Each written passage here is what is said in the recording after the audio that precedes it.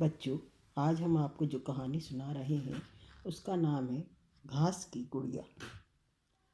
ایک بادشاہ کے 12 بیٹے تھے۔ جب وہ جوان ہوئے تو بادشاہ نے ان سے کہا، جس لڑکی کو تم پسند کرو گے اسی سے تمہاری شادی کر دی جائے گی، لیکن ایک شرط ہے، اس لڑکی کو ایک دن میں سوت کاٹ کے کپڑا بننا اور قمیص سینا آتا ہو۔ 11 شہزادوں نے کہا، ابا جان یہ تو بہت مشکل کام ہے، دنیا میں کوئی لڑکی ایسی نہیں جو ایک دن میں کپڑا بن کے قمیص سی سکتی ہو۔ لیکن چھوٹا شہزادہ بولا، ابا حضور میں کوشش کرتا ہوں، شاید کہیں کوئی ایسی لڑکی مل جائے۔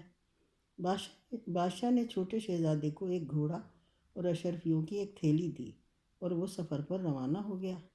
شہزادہ گاؤں گاؤں شہر شہر پھرا، لیکن کوئی ایسی لڑکی نہیں ملی جو ایک دن میں کپڑا بن کے قمیص سی سکتی ہو۔ وہ حیران پریشان ایک جنگل میں سے گزر رہا تھا کہ ایک ننھی سی پری ملی۔ پری نے کہا، شہزادے تم کہاں جا رہے ہو؟ شہزادے نے اسے ساری بات بتائی۔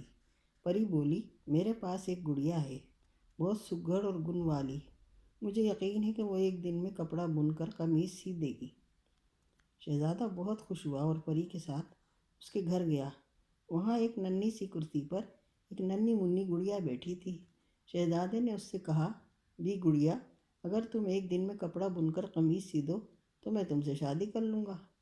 گڑیا بولی، میں یہ کام کر سکتی ہوں۔ یہ کہہ کر گڑیا نے اسی وقت سوت کاتا، دھاگا بنا اور ایک دن میں قمیص تیار کر دی۔ لیکن یہ قمیص اتنی چھوٹی تھی کہ بس گڑیا ہی پہن سکتی تھی۔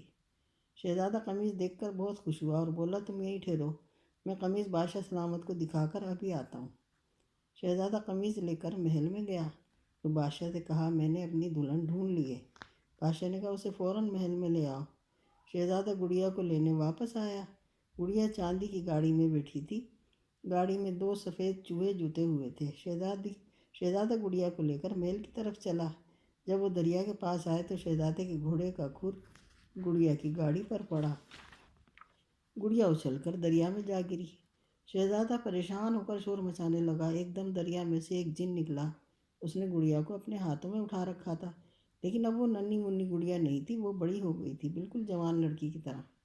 شہزادہ بہت خوش ہوا، اس نے اسے اپنے گھوڑے پر بٹھایا اور محل کی طرف روانہ ہو گیا۔ جب شہزادہ لڑکی کو لے کر محل میں پہنچا تو بادشاہ اسے دیکھ کر حیران رہ گیا۔ ایسی خوبصورت لڑکی اس نے پہلے کبھی نہیں دیکھی تھی، اور جب لڑکی نے ایک دن میں کپڑا بن کر قمیص تیار کر دی تو بادشاہ اور بھی خوش ہوا اور اس نے بڑی دھوم دھام سے دونوں کی شادی کر دی۔